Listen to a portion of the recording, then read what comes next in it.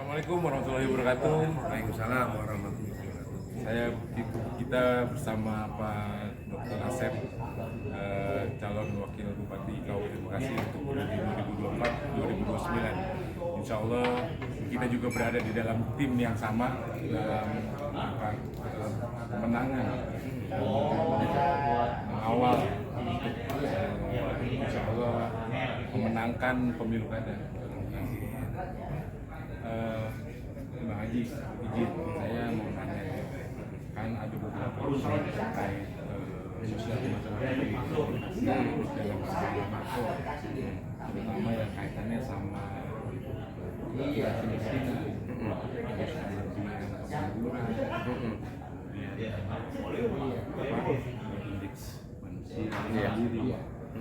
Saya mohon pandangan seperti apa menurut Pak Haji?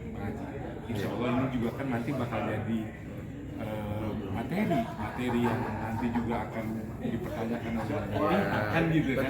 Barangkali ini juga salah satu corong nih untuk bisa dipublikasikan. Pertama, makasih Abang pada berkunjung ke rumah saya. Pastinya berbicara tentang kemiskinan, yang kita lihat adalah sekarang kita harus mempunyai data presisi. Apa itu data presisi? Jadi begini, kalau di China, negara China, misalnya, dia itu walaupun COVID, tapi dia tidak ambruk negaranya, masih stabil. Kenapa masih stabil? Karena begini, setahu saya, mohon maaf ya, kalau saya salah, ini penilaian saya pribadi. Kadang-kadang bantuan sosial aja lah untuk orang-orang yang memang membutuhkan. Kadang-kadang tidak tepat sasaran.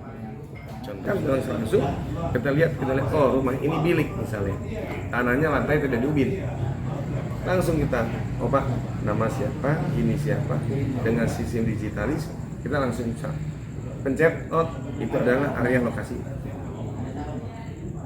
Kita main data presisi nih, karena Risma panti sosial, berapa juta orang yang amalia dihilangkan karena udah pernah meninggal dapat itu. Iya, betul.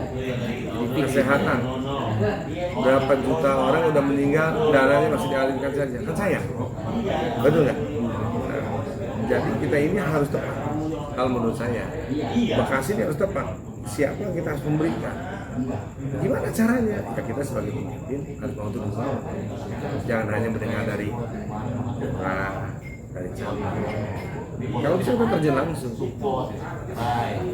Bang Haji, jadi kan kita kalau punya bicara data, kita itu angka kemiskinan yang ada di level kemiskinan pendapatan di bawah 1 juta itu mencapai sekitar kurang lebih 6% dari total jumlah penduduk yang kita estimasi di sekitar 3 jutaan Kabupaten Bekasi. Berarti kan masih ratusan ribu. Bukan 8%, 0,8. Data 2022 itu 6,5. Ya, kalau hari ini sudah mencapai 8%, berarti kan seperti apa tuh langkah-langkah strategisnya? Salah kali ya. Ya, berarti kalau 6%. estimasi saya di 6, nah, itu bisa masih mencapai ratusan ribu. Nah, ini bagaimana angka paslon AA dalam rangka nanti ke depannya pasti akan kepada dari kampanye. Iya, pastinya itu yang tadi saya bicarakan. Kita itu ya insya Allah terpilih ya. Kita harus turun bawah. Makanya data presisi itu yang kita butuhkan sekarang itu. Kita itu sebagai pemimpin berani. Kenapa? Angka pengangguran ini 8% pengangguran. Sekarang kita kasih angka kemiskinan tadi 6,sekian%. Dari 3 juta berarti 200.000. Ya begitu dong. Kalau dari 3 juta dikali 6% berarti ada 180.000. Berarti angka kemiskinan. Gimana caranya? Kita lihat pemerintah pusat sampai saat ini kan berusaha melalui pemerintahan pusat juga ada bantuan sosial, ada ada segala macam. Nah inilah yang kalau kata saya, menurut saya kita kurang. Kalau menurut saya kurang tuh. Ya agak memperacun lagi nih. Iya, itu kalau menurut saya itu kurang. Jadi kalau kita main berbasis data, kita langsung melihat misalnya satu kita sebut daerah ujung Bekasi atau di mana lah ya, kalau ternyata pembangunannya di situ sangat minim. Saya agak spesifik. Pertama terkait dengan ada program bedah rumah yang berjalan di pemerintahan PJ. Itu apakah ada? Saya melihat ada salah satu organisasi massa, ormas, yang bisa terlibat dalam konteks itu. Itu menurut Bang, apakah bisa dikerjasamakan dengan pihak ormas atau hanya bisa dilakukan oleh pemerintah setempat? Ya seperti itu. Bagaimana pertanyaan bedah rumah? Bedah rumah. Oh, jadi ada ormas juga bedah rumah gitu kan? Iya. Tapi tidak minta dari pemerintah kan? Setahu saya nggak minta. Oh, enggak. Nah, itu memang murni patungan. Iya, kadang-kadang saya juga suka nyumbang. Oh, siap. Gitu. Berarti Trinusa harus punya program yang sama pun untuk seperti itu nanti ke depan. Kalau saya lihat tuh, kerjasama. kalau saya lihat tuh memang ada bedah rumah. Ini ada di grup bedah rumah. Oh, kita mau ini membantu. Bagus lah Kalau Trinusa ke depan punya program itu, insya Allah bagus, bisa didukung nih. bagus justru Trinusa ini ada peran penting dalam artian apa ya namanya, memberitahukan pada kita, oh kalau Pak dokter di sini daerah ini kita belum tersentuh pembangunan. Itu kan kalau pembangunan banyak, termasuk infrastruktur. Iya kan. Lihat namanya rumahnya masih jelek, benar, perlu bedah rumah, perlu segala jalan. Itu harus ada masukan kita. Walaupun misalnya ada kepala desa, ada camat, kadang-kadang kan begini Bang, pengen bagus depannya aja kan. Tapi kan kalau kalian mendengar dari orang lain yang ngomong kan, Pak ternyata di daerah ini begini itu lebih akurat. Siap. Kalau lanjut ke soal pengangguran, kayaknya isunya lebih tajam nih. Karena memang kita tahu sekarang Bang Haji ada di salah satu partai organisasi pekerja dan buruh. Nah ini bagaimana pengangguran kita? Kalau saya sih melihat begini, dulu ada Pergub nomor 9 atau nomor berapa, itu diwajibkan orang Bekasi itu bekerja, mempunyai KTP Bekasi. Itu zaman almarhum Haji Eka Surya. Kuota. Iya kan. Nah sekarang gimana caranya pemimpin itu harus masuk namanya ke perusahaan-perusahaan. Mana perusahaan yang memang membutuhkan tenaga kerja untuk orang Bekasi, berapa? Tinggal kita main di birokrasi melalui Minggon, Pak Camat, ada berapa sih angka pengangguran yang lulus dengan sekolah kejuruan atau SMA, kan bisa aja kan, melalui Pelurah kan bisa kita data sama kita. Iya, mungkin juga ada satgas. Nah iya harus saya bukan itu aja, bukan hanya satgas tenaga kerjaan, ke depan pertanian juga harus. Karena kalau saya lihat nih, pembangunan ini bukan hanya kita pembangunan maaf ya industri, tapi kita juga lihat di utara itu kan pertanian. Sekarang musim mana udah tanahnya tanah limbah, iya dong. Iya tanahnya cuma karena dari air kali di kita kan, sungai di kita kan terkontaminasi limbah perusahaan, ditambah lagi limbah rumah tangga. Saya yakin kalau dibawa ke lab itu kontur tanahnya udah bagus. Saya yakin yang biasa dulu 7 ton sekarang bisa dapat cuma 3 ton. Saya miris juga kalau bicara tentang geografis Kabupaten Bekasi yang kita notabene punya 18 das, ada 18 das. Harusnya Bekasi ini harusnya kaya coba 18 sungai yang benar-benar mengalir dari sesar pegunungan di tengah nih daerah Bogor, Jombol dan sekitarnya ya, Cianjur itu kan ada yang karang-karang dan hampir 18 sungai tadi sebetulnya nggak boleh adanya kekeringan kalau bicara logika karena orang biasa banyak kan gitu. Tapi faktanya hal itu terjadi belum lama ini dan mungkin sering terjadi setiap musim, setiap tahun itu sering terjadi kekeringan. Saya juga pernah mengamati konsep pengelolaan tata guna air. Seharusnya kita memang punya semacam tempat penyimpanan cadangan air yang maksimal ketika musim hujan, yang lebih besar mungkin bahkan kalau perlu waduk. Kalau nggak salah pemerintah pusat lagi mendorong adanya waduk Ciboet ini.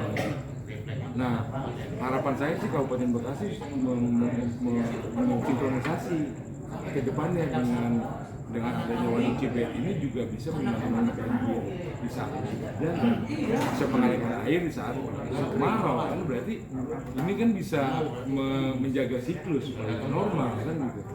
Nah, korelasi lainnya misalnya kalau untuk persiapan kita nih, mencegah terjadinya bencana di Kabupaten Bekasi secara keseluruhan yang akibatnya juga mungkin berdampak kepada suasana kehidupan masyarakat yang emang notabene misalnya tadi masih banyak orang miskin, masih juga tinggi angka penganggurannya yang masih sekitar 12 sampai 15% ya.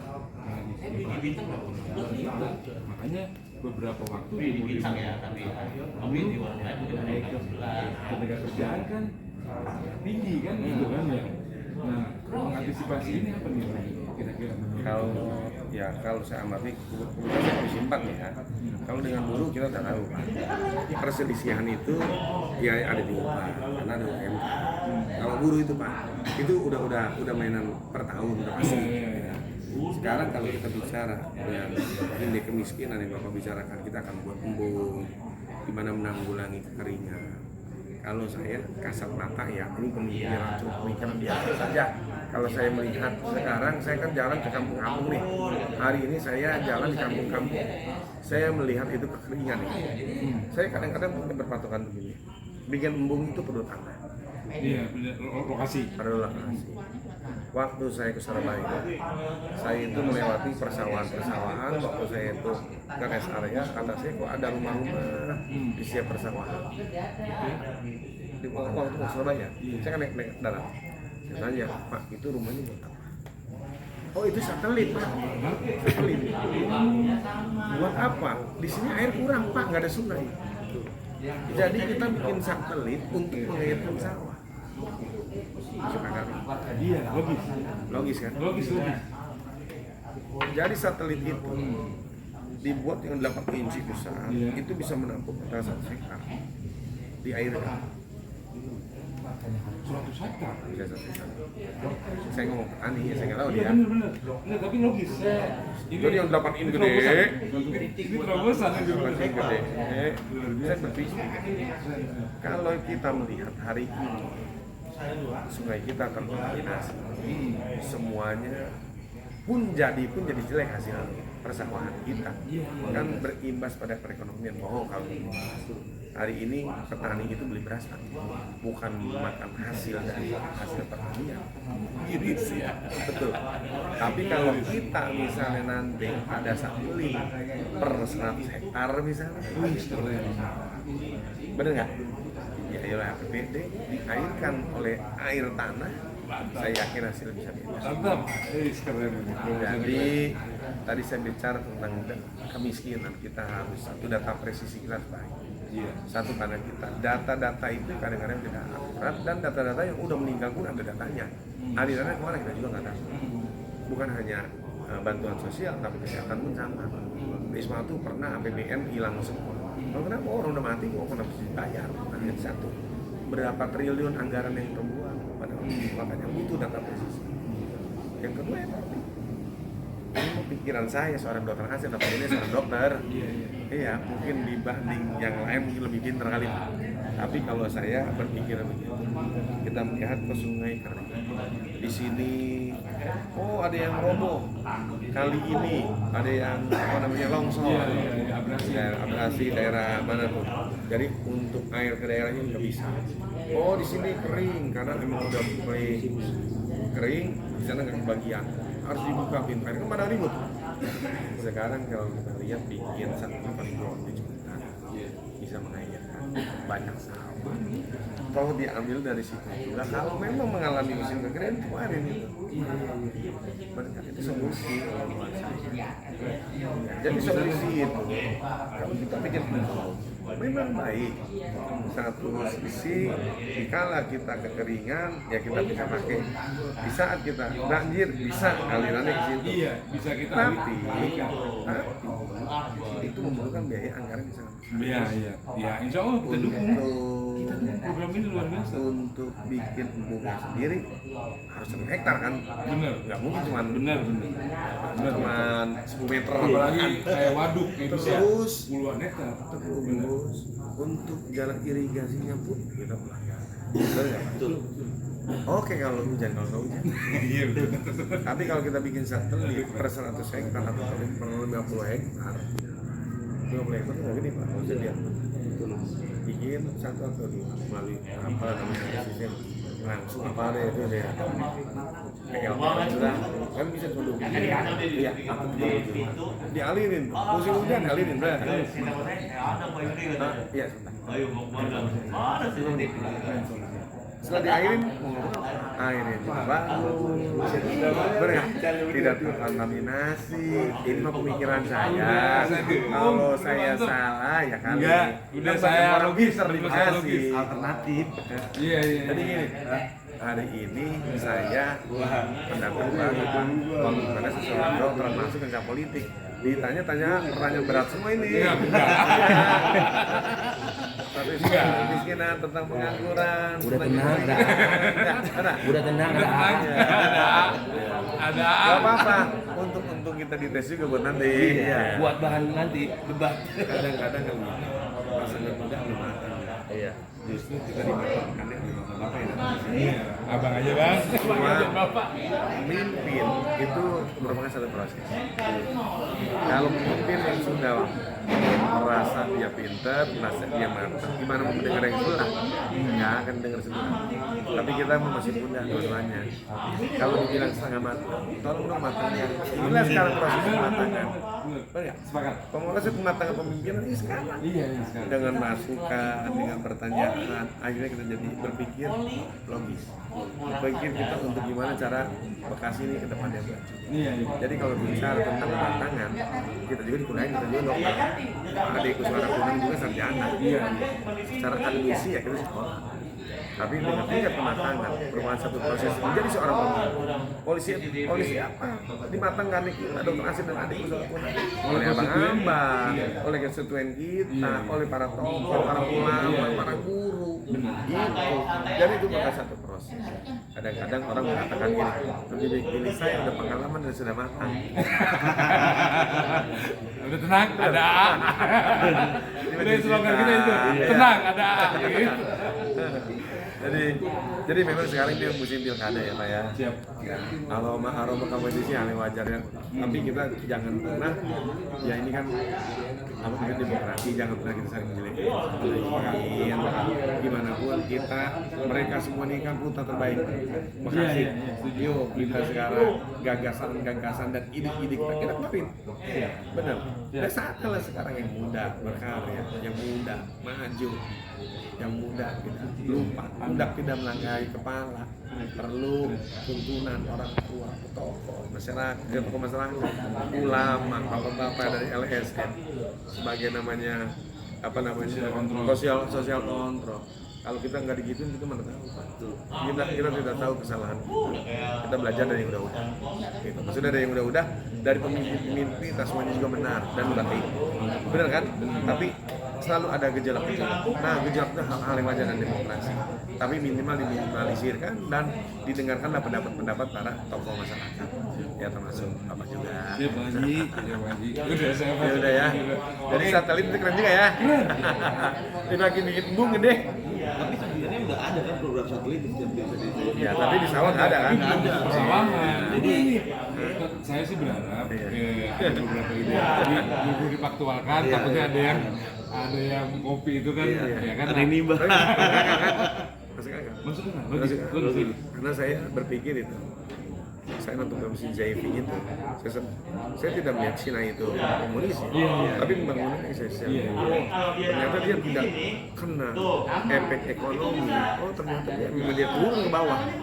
Dia lihat sama dia. Oh ternyata harus data presisinya harus benar. Kita harus turun ke bawah, kita lihat orang yang rumahnya perlu dibedah mana.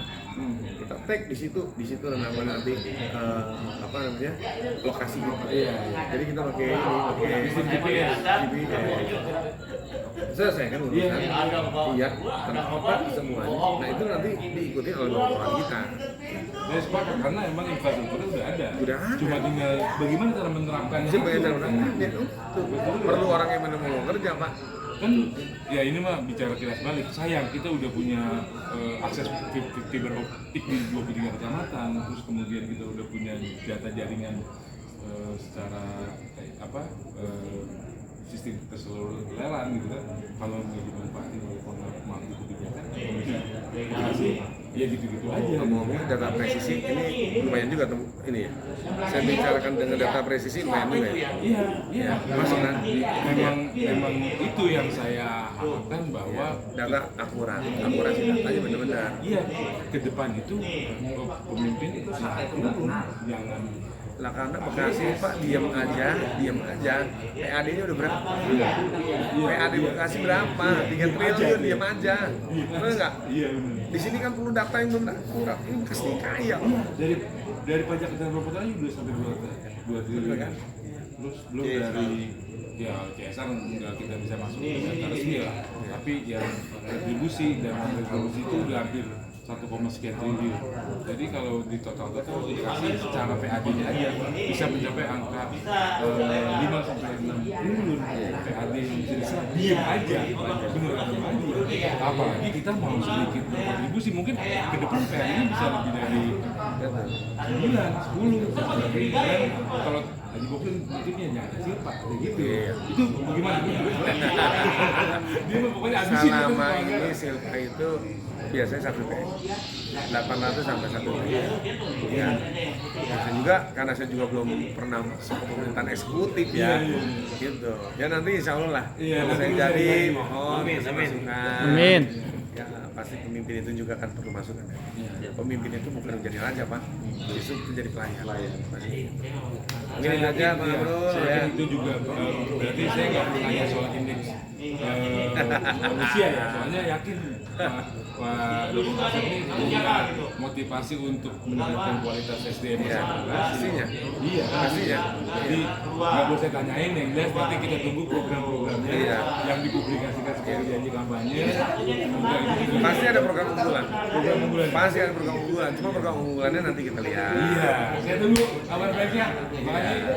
Kadang-kadang kan kita ya, sama-sama. Oke. Alhamdulillah. Terima kasih. Mohon izin kalau ada bahasa-bahasa yang salah yang kurang. Iya. Iya. Saya di sini dulu Mas dulu ya. Mau ngerokok dulu ya? Saya layan tamu ya. Siap, makasih. Makasih Mas Di. Ya Pak.